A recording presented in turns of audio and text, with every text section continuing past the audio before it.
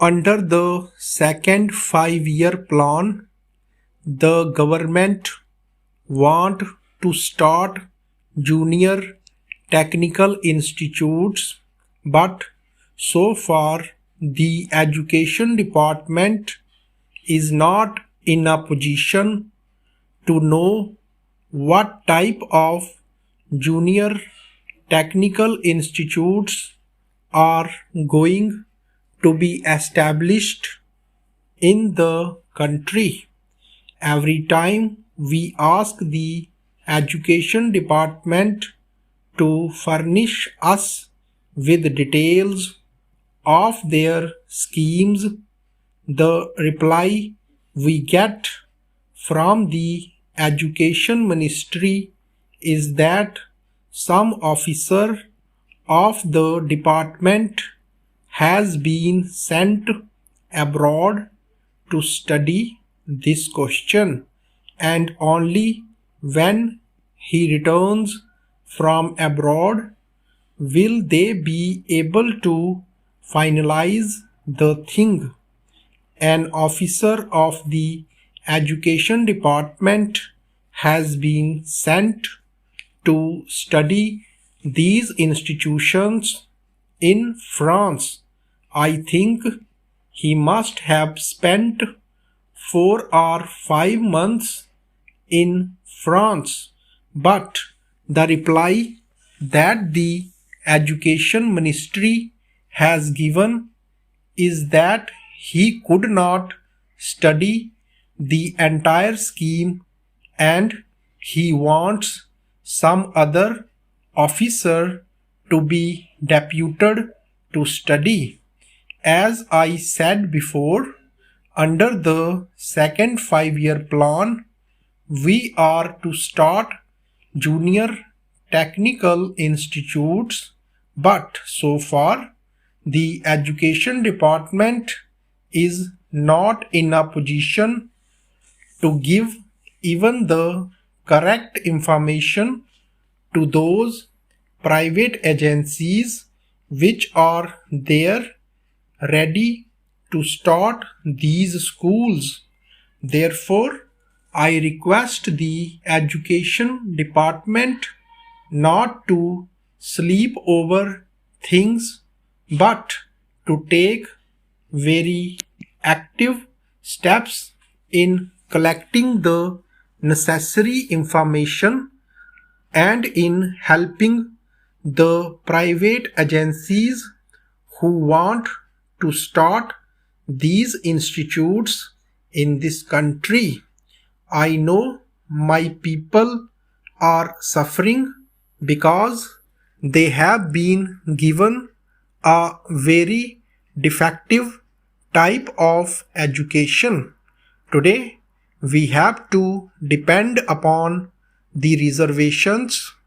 Whenever any vacancy occurs in a department, that vacancy, even if it is reserved, is not filled by a scheduled caste man. Naturally, this type of education will not help a candidate to choose any other profession except to depend upon government establishments. Therefore, it is necessary at least to see that the scheduled castes, the scheduled tribes, and the tribal people do not depend upon the reserved services. They must be given technical education. For that, the education department will have to spend enormous money. I do not want government to simply waste money in propaganda against untouchability. This is a real step which would definitely improve the conditions and make the scheduled castes to be independent. that is, without being dependent upon government services. Therefore, I would like the Home Ministry to give special directives to all the state governments. I know in some of the states they have started special schools when they felt the need, because in many of the other institutions the scheduled castes were not allowed in those days. At that time, there were many states which had started special schools to cater to the needs of the scheduled castes. Now, when the government is not able to give the reserved vacancies to them, it is very necessary that these technical schools should be started so that the scheduled castes can be made independent and can prosper in this country. I join my friend in expressing satisfaction at the fact that the national income has recorded an increase of 18%, perhaps 7% more than the estimated increase. But I do not find evidence of this in any appreciable increase in the standard of living in the villages.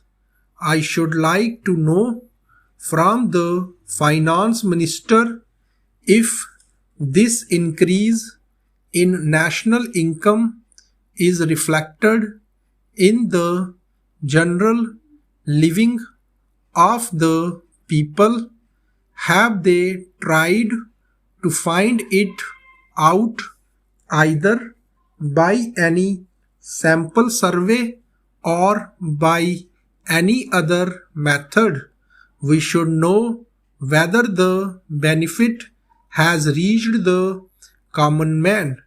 As far as I am concerned, my own experience is that unemployment in the rural areas continues to be as high as it was before, if it has not recorded any increase. One way by which we can gauge this is by the number of persons crowding round public servants or public men for some sort of recommendations to secure jobs.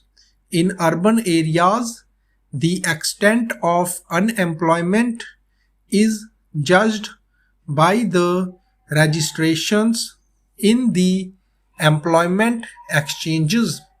I do not suppose there is any such device for the rural areas, and I think our experience can be depended upon to some extent for finding out the extent of unemployment.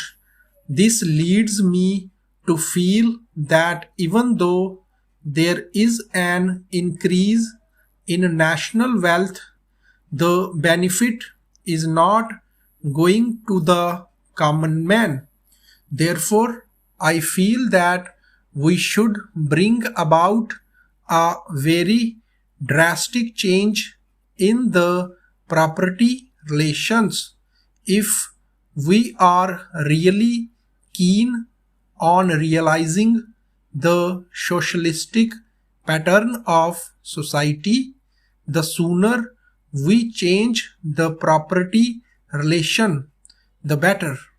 I believe the proportion in which the accumulated wealth of the nation is held by certain classes determines the pattern of production to a considerable extent. The pattern of production determines the pattern of distribution. Stop.